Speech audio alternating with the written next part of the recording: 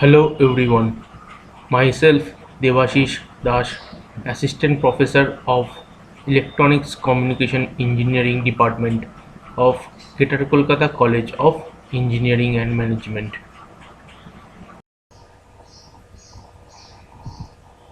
In this video, we are going to study about the different topics of analog electronics and its applications, how the analog electronics apply in our different fields of electronics. In this video we are going to study about it, different circuits and its part we are explaining one by one in this topic. Analog electronics. This course is mainly for BTech students of electrical engineering of third semester. The paper code is PCEE 301. Welcome to another video session of my class. In this session, we will discuss about the capacitor filter, the pi filter, ripple factors, and the significance of the ripple factors. So filters is one of the important thing in our rectification circuit, where we can reduce the high frequency elements, and to get a low frequency element we are using mostly low pass filter to get the AC signal to a DC signal. So let us begin.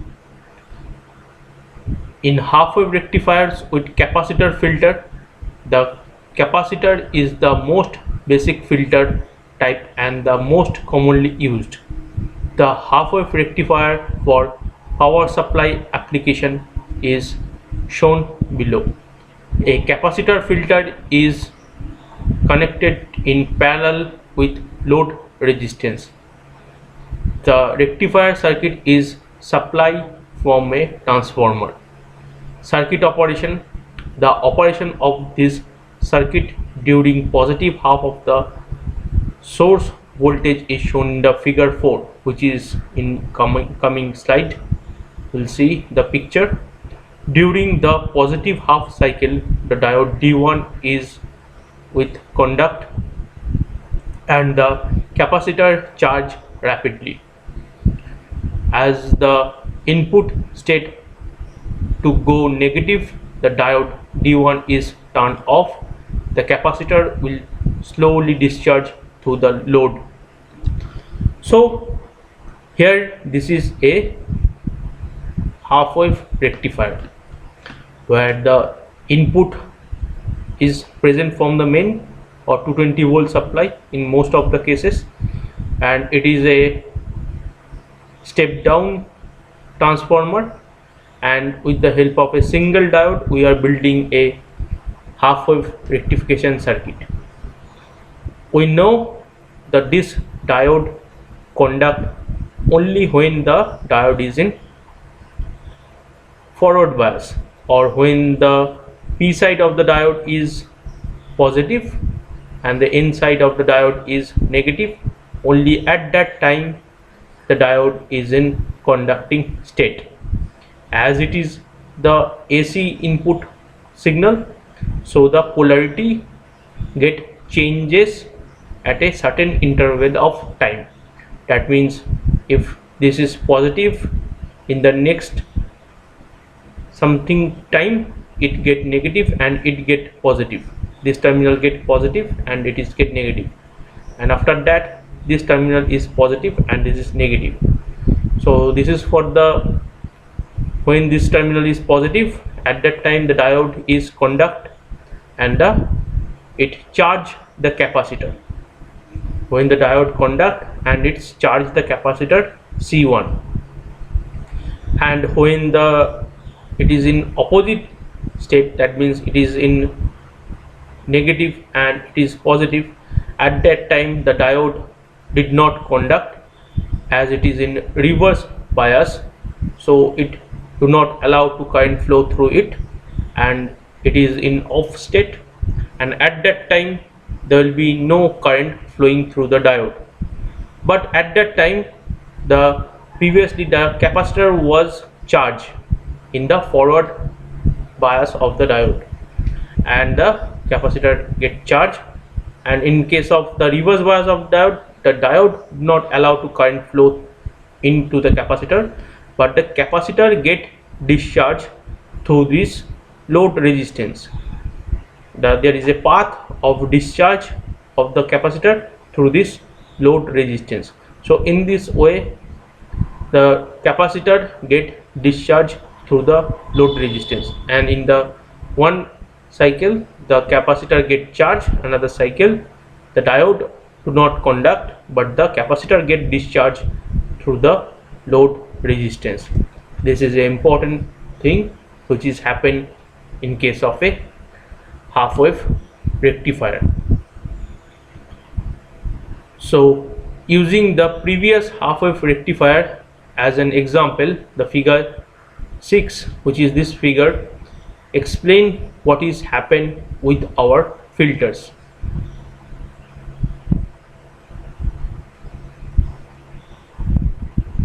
That is the unfiltered output from the half wave rectifier.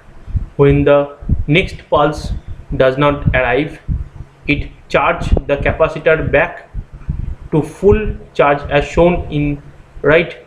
The thick line show the charge discharge wave at the capacitor. The load CA resolutely connect DC voltage now, which is a ripple voltage on a top of it. So it is the output of the half wave rectifier, and for the first peak the capacitor gets charged and it discharge slowly through the load resistance, and when the another peak came, the capacitor charged again and it slowly discharged to the load resistance, and in this way the capacitor gets charged and discharged for the half wave rectifier. And we can get a rippled output. There is some harmonic, AC harmonic present in the output of the capacitor or the load resistance. You can get a ripple over there for the half wave rectifier. So the operation can be analyzed in details using figure 7, which is in coming slide. Next slide.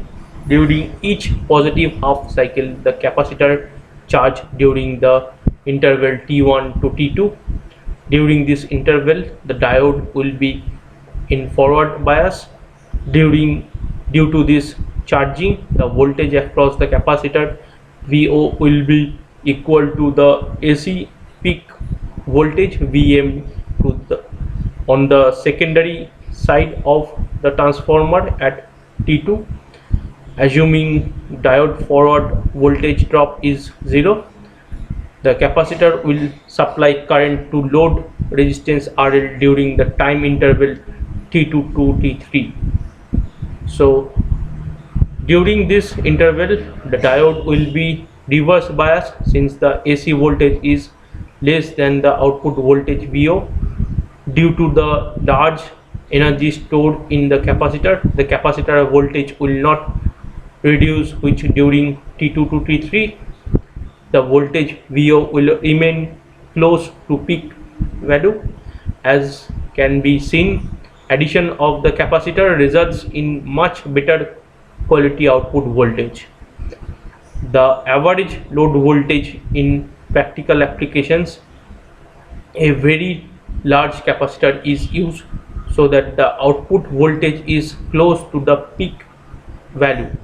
The average voltage across the load can therefore be approximated to V average equal to Vm. So this is another picture where we can see for the half wave rectifier, the output of this half wave rectifier without capacitor is these ripples can be seen, but when we implant a capacitor as a for filter, act as a filter. It almost give a constant stable DC output with little bit ripple at the output. So for the, it's a charging time of the capacitor, and when the, and it retain its voltage at the, as the capacitor is a voltage storing device, and it stored the voltage and maintain the voltage unless another peak come to charge the capacitor. And this is the discharging phase of the capacitor, which is discharged through its load resistance. So this is an important thing which we have discussed for a half wave rectifier. Calculation of the capacitance.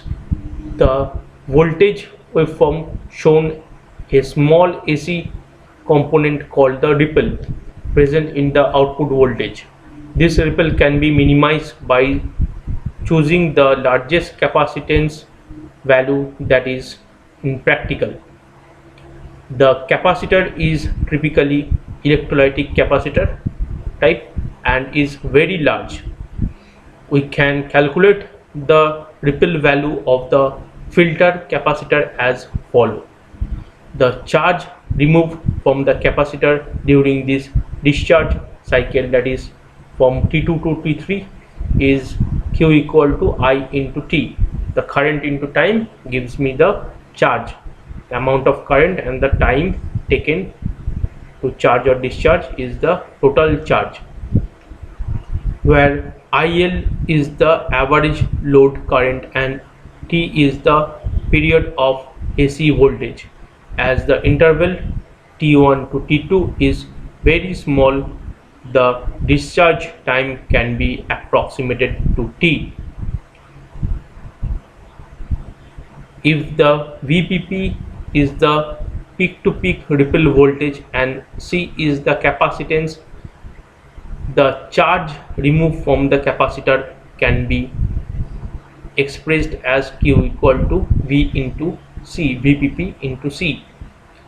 From those two equations, that means from the previous equation, this is the equation, and from this equation 2 and 3, we can form these two equations. The capacitance C can be calculated as C equal to I into L by V PP farad, as C equal to Q by V, and here we find the Q and it is the V, the voltage. So in this way we have to calculate the value of the capacitor, which is necessary to build the low pass filter for a half wave rectifier. So another type of filter, we are talking about the, we have talked about the capacitor filter. Now we are going to talking about the pi filter. It is a pi filter, basic pi filter. It consists of a capacitor along with some inductance. So there are two capacitor present and one inductor. Inductor is also a storing device. It is a current storing device. Capacitor are voltage storing device. It stored the charge voltage, it stored the voltage in stored the charge, and inductor stored the current in terms of magnetic field. So if we apply the both storing device to store or to eliminate the high frequency in the circuit, then we can build a more low pass filter and a good quality low pass filter to prevent those ripples. Ripples elimination is the key component or key criteria or key objective to build a filter. So pi filter is also a filter which eliminates the high frequency and allow the low frequency to the output. So if we add a cascading form of pi filters, if we cascade the pi filters for several times and we eliminate the ripple more and more, So it is the cascading form of the pi filters. Pi filters are nothing but a capacitor and with some inductors. It's look like a pi. So previous case, it's look like a pi. Inductor and two legs of the capacitors, it look like a pi. So that is why it is called a pi filter. So if we cascade these pi filters, we can eliminate the ripple more significantly. So now this is a block diagram of a power supply diagram. Here we have some input voltage, AC voltage. It is a rectifier block diagram. It is an input AC voltage. A transformer is there which step down the voltages, and after that we apply a full wave rectifier which allow these ripples in the output. We have applied filter to eliminate this ripple, and a IC regulator which eliminates further ripple and produce a constant DC output, and that DC output is fed to a load or load resistance. It may be some loads which is used the DC as an input. So this is a diagram of a power supply. So what is the ripple factor? It's some express this ripple factor with some mathematical representation.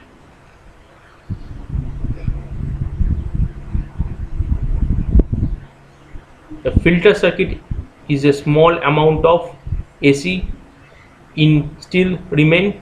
The amount of ripple voltage can be rated in terms of a ripple factor R. The ripple factor is expressed in terms of ripple voltage in RMS value divided by the DC voltage. So Vrms divided by Vdc, and it is the percentage calculation of the ripple factor, the percentile of the ripple factor. So in this way we can represent the ripple factor or express mathematically. For the half wave rectifier, the DC output is given and the AC ripple output is given. So we can calculate the ripple factor in percentage. Here we can find the percentage. It is a for the half wave rectifier using a single diode. So we just put this value and we can find this percentage as a 121%, which is very bad, or it is quite bad. For high end DC signals, this rectification is not applicable. For a full wave rectifier, we can find it is the DC output voltage given, AC ripple output is given. So we can find out the percentage of the ripple factor for the full wave rectifier, and we can find out this 48%, which is a contain very low ripple. It is quite good compared to a half wave rectifier. So it is a center trap full wave rectifier using two diodes, and a capacitor filter is used to minimize the ripple, but still ripple is present a little bit. So ripple voltage with capacitor filter. A capacitor significantly reduces the AC component of the rippled signal. The ripple voltage can be found as a Vrms equal to IDC by 4/3 FC, and we just put the values and we can get the value of the Vrms. The larger the capacitor, the smaller will be the ripple voltage. The DC output with a capacitor filter, it is another example. A capacitor increase the DC output. DC output can be VDC equal to VM by IDC by 4FC, which is can be like this. Note the VM is the peak rectified voltage and IDC is the load current in milliampere. So ripple factor with capacitor filter, it is another percentile. A capacitor reduces the ripple factor. So the percentage of ripple factor is Vrms by VDC. So we put the values and we can get the ripple factor like this. Diode rating with the capacitor filter, it is another important thing. The size of the capacitor increase the current drawn through the diode. The larger the capacitance, the greater the amount of current. The peak current versus the capacitance equal to I equal to CV by T. C is the capacitance, V is the change in capacitor voltage during the charge or discharge phases, T is the charging and discharging time. A smaller capacitor will reduce the peak current through the diode, or the diode current cannot be fully utilized if there is we can use the small capacitor is in used. So here we can see a full wave rectifier. If we use more capacitance, you can see the diagrams. If we used more capacitance, we can reduce the ripple. This is the ripple present in case of stage 1. If we add further capacitor as a filtered circuit, we can rectify this or minimize the ripple furthermore. So adding an RC will further reduce the ripple voltage and decrease the surge current through the diodes. So it is the most important thing. If we add the more capacitor, we reduce the ripple of the circuit. So ripple voltage of the RC, it is the representation of Vrms. Ripple voltage of the RMS can be XC, R by V RMS. Vrms is the ripple voltage after RC. R is the load resistance. XL is the resistance of the capacitor. Now we come to the conclusion of this session. So ripple is the measure of purity of the DC output of the rectifier, defined as the ratio of AC component to the output wave to the DC component in the waves.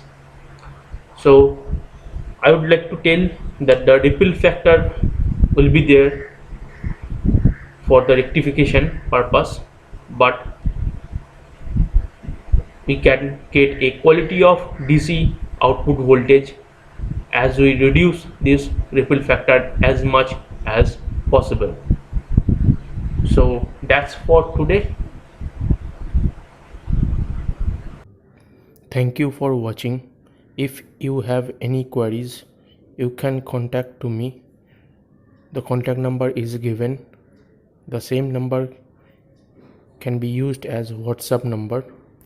If you have any queries or doubt, you can call me or WhatsApp me to this number. Thank you very much.